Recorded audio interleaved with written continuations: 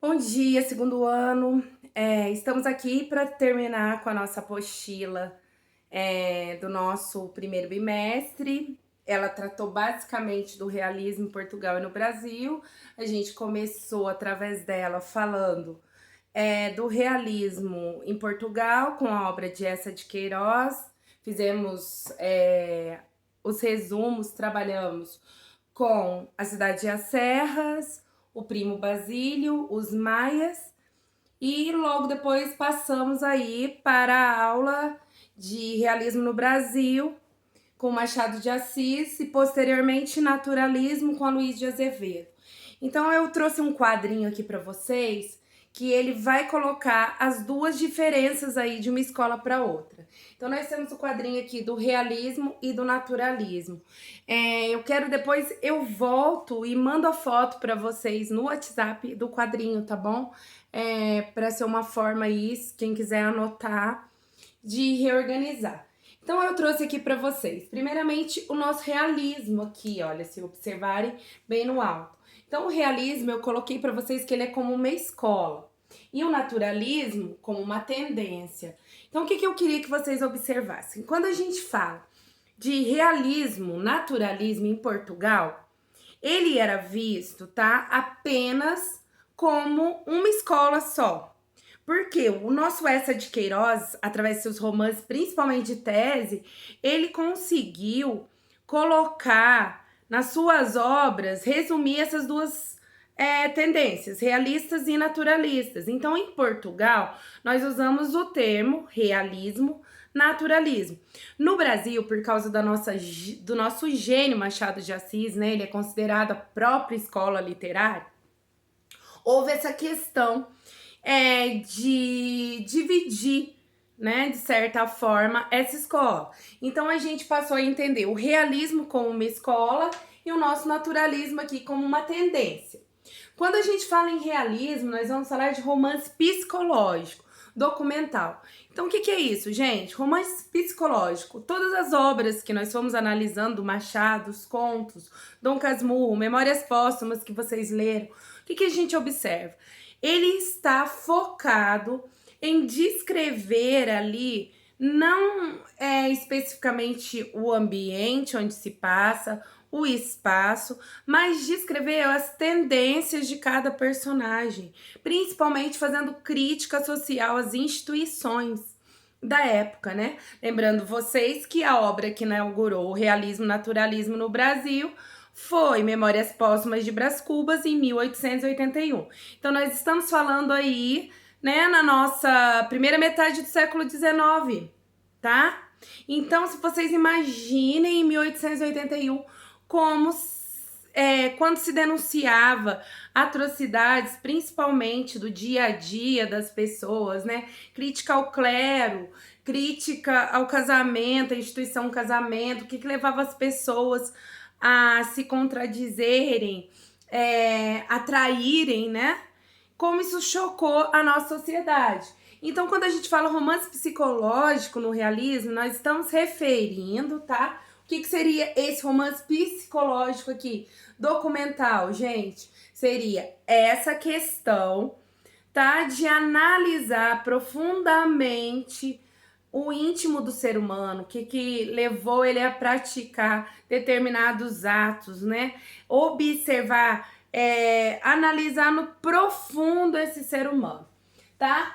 Já na nossa tendência naturalista, tá? Nós vamos ter o romance de tese, experimental. Então, o que acontece com isso? O nosso escritor naturalista, como se trata de romance de tese, ele age como se ele fosse um cientista. Vocês lembram que as teorias que embasaram o nosso realismo foi cientificismo, determinismo, darwinismo. Lembram disso? Então, o nosso naturalista, ele pensa aí, tá? Um romance de tese porque ele escreve como se ele fosse um cientista, baseado nos quesitos da ciência. Então, o texto, ele vai ter um teor de um texto científico, tá? Esse seria a ideia do romance de tese, uma defesa baseada na ciência, tá? Depois nós vamos ter, lá no nosso realismo, análise externa e interna. Então, o que seria análise externa e interna? O que é e o que parece ser. Então, o que é? Como é a sociedade da época? Como ela funciona? Mas como ela parece ser? Como que ela parece para mim nas obras, né? Uma sociedade perfeita, mulheres bonitas, né? As pessoas cumprem com as com as formalidades sociais, mas isso é o que parece ser, mas o que realmente é, né? O que ele realmente mostra pra gente? Como essa sociedade realmente é, tá? E já no nosso naturalismo, nós vamos ter a análise zoomórfica. Ou seja, a análise zoomórfica, o zoomorfismo, nós já falamos na última aula sobre isso quando tratamos de Aloysio de Azevedo. O que é o zoomorfismo, né?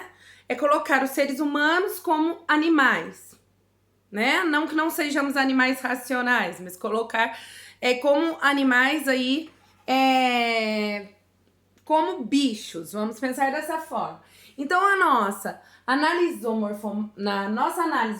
zoomórfica, gente, nós vamos ter desumanização e coisificação. O que é a desumanização e a coisificação? São comportamentos instintivos. Então, quer dizer, enquanto lá no realismo o homem ele é da alta sociedade, né?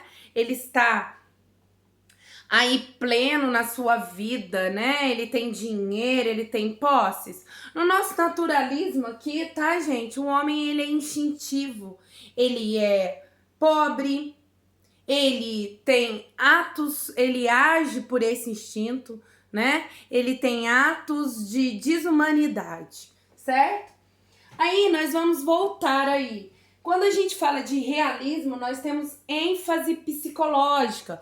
Voltando à nossa questão, gente, análise psicológica profundo do personagem, né? Que a gente vê, por exemplo, no Dom Casmurro, quando ele fala da Capitu, olhos dissimulados como cigana, isso no enterro do melhor amigo. Então ele estava olhando o profundo desse nosso personagem, né? Ele estava analisando essa personalidade.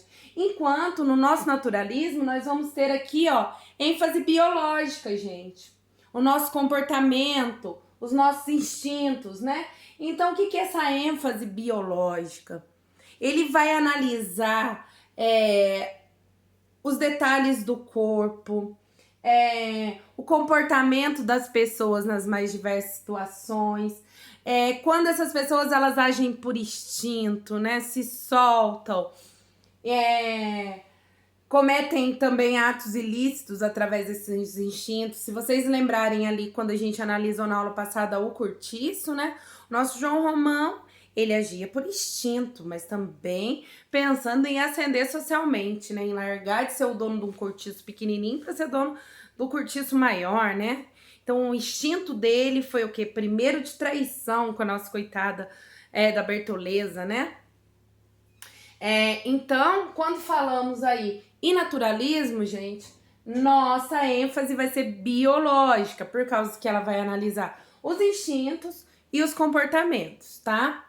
Temos aí no realismo, quem era o público desse realismo? A classe dominante, a burguesia. Então, quando a gente fala em realismo, quem é o público, gente? Classe dominante, burguesia. E quando falamos em naturalismo, quem é o nosso público? É a classe dominada, a pobreza e o proletário. Então, olha a diferença. Realismo, nós estamos na alta burguesia, na sociedade que tem damas ricas, senhores formados. E quando a gente fala em naturalismo aí, nós temos o quê? É a classe dominada, o povão, a escória da sociedade principalmente, certo? Então, o que a gente percebe? Né?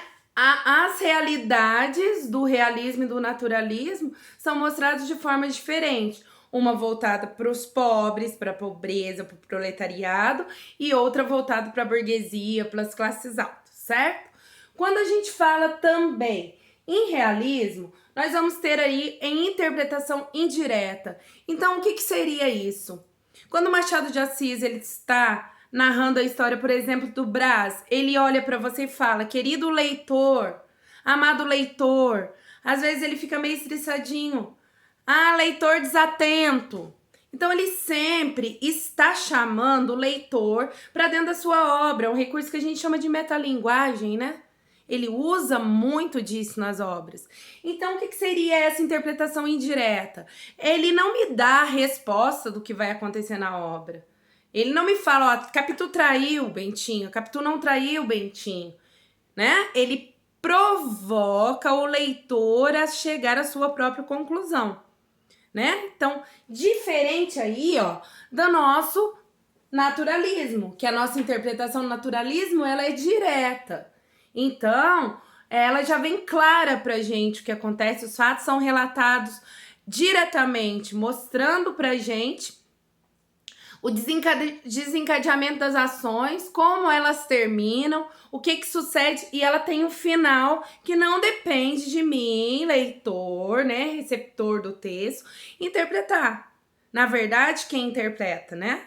Quem interpreta, no caso aqui, no naturalismo, a gente já recebe essa interpretação pronta. É o nosso autor naturalista que já interpretou e já colocou pra gente a forma dele ver essa obra. Já no realismo, não. Quem interpreta sou eu. Quem cria, né? Quem chega naquele final feliz, que tenta desvendar o problema, sou eu, tá? Depois, o que a gente tem que levantar aí também, tá? Em Portugal, usa-se realismo-naturalismo porque se enquadra a figura de Eça de Queiroz, que fez os dois. No Brasil, eles são desvinculados, né? Principalmente por causa da questão do Machado de Assis ter sido considerado um gênio da literatura aí, tá? Então, principalmente porque nessa questão, Machado de Assis, ele faz a gente acreditar no fato, a gente tem a crença no fato, né? Então, quando falamos de Portugal, consideramos naturalismo, realismo, naturalismo como uma vertente só. Quando a gente fala no Brasil, o realismo seria uma escola e o naturalismo uma tendência, certo? Espero que vocês tenham entendido. Façam os exercícios que eu disponibilizei no Plural Maestro. Muita gente está esquecendo de fazer. O prazo é até a próxima segunda-feira, né? Ele até dia, se eu não me engano, 4, né, de maio. Vocês façam esses exercícios. Qualquer dúvida pode mandar para mim pelo WhatsApp que responderei, tá? Espero que tenha ficado claro, que a nossa apostila tenha ficado bem completa para vocês. E eu vou focar agora no quadrinho para vocês anotarem aí na apostila ou no caderno para os estudos aí, né? Um abraço para todos e espero que eu tenha ajudado vocês com essa aulinha de realismo, naturalismo, diferenças, né? Nossa aula conclusiva aí da apostila. Um abraço a todos e até a próxima aula.